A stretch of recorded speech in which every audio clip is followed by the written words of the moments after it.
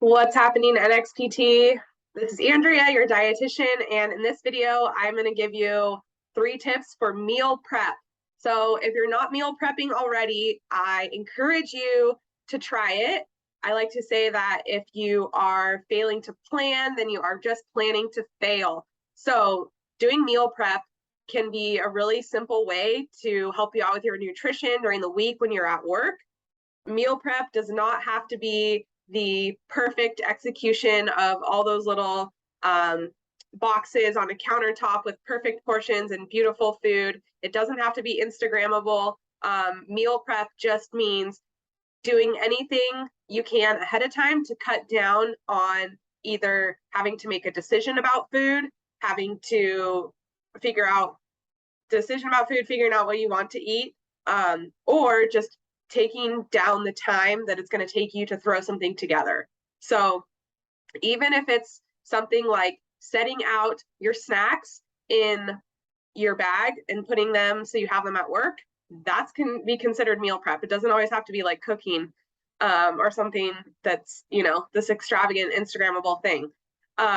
So my top tips for meal prep is number one, make sure that you have good containers. So if you do cook some food, batch cook or meal prep some food ahead of time, make sure that you have good containers to keep them in. That will keep your food nice and fresh. And then when you take it with you to work or to school, if it moves around in your bag, it's not like spilling. So I like the glass containers that have this like snap-on lids. You can get plastic containers as well, but I like the glass ones because then it's better for reheating. So invest in some good containers for your meal prep. The second thing is just try meal prepping one meal. So instead of trying to be super ambitious and thinking that you're going to do breakfast, lunch, and dinner all week long, just try one meal. So maybe you're just going to do breakfast. Maybe you're just going to do overnight oats, and it can be either for all days of the week, just breakfast, or you could just say, I'm just going to do 2 days of the week, and then I'm going to reassess and then maybe make something else for the other days of the week. So don't be over ambitious. Just start with one meal. Maybe it's breakfast, overnight oats. Overnight oats are just combining rolled oats with whatever your favorite liquid is. You can put some Greek yogurt in there for some extra protein, and then you can put any toppings you want. So fruit, nuts, nut butter, cinnamon, little splash of vanilla. This time of year, people like to put pumpkin puree. You can put anything in overnight oats and then just put them in the fridge overnight. The oats soak up the liquid, and then you eat them in the morning cold, or you can also reheat them. Make sure that you have adequate protein with that, though, because that's mostly just carbohydrates.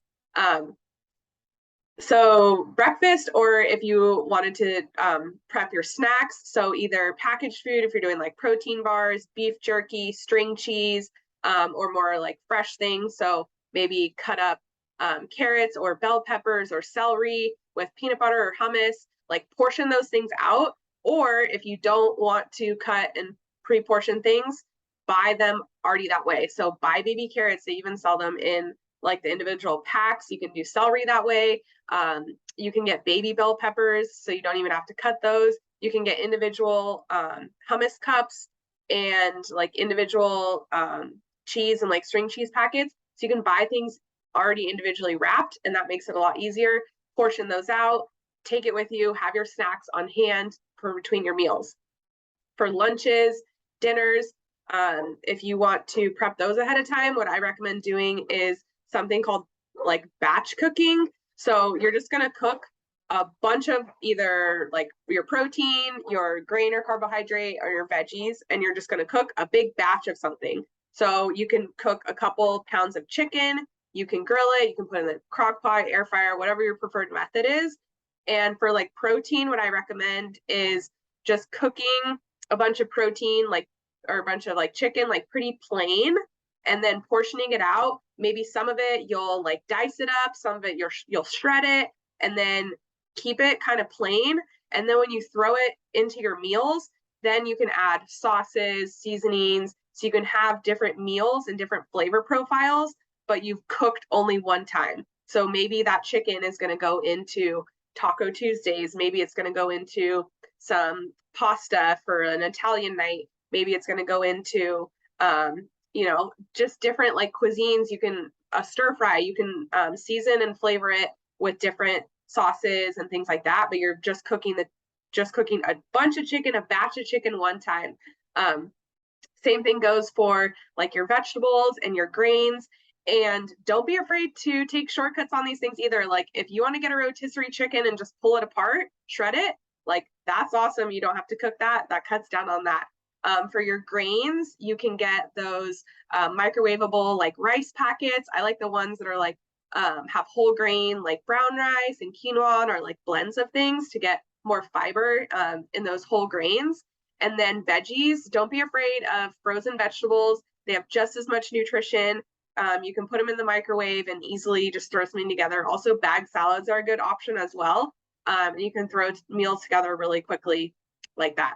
So get good containers, batch cook, and just try prepping like one meal ahead of time. Don't be ambitious and try all of them at once.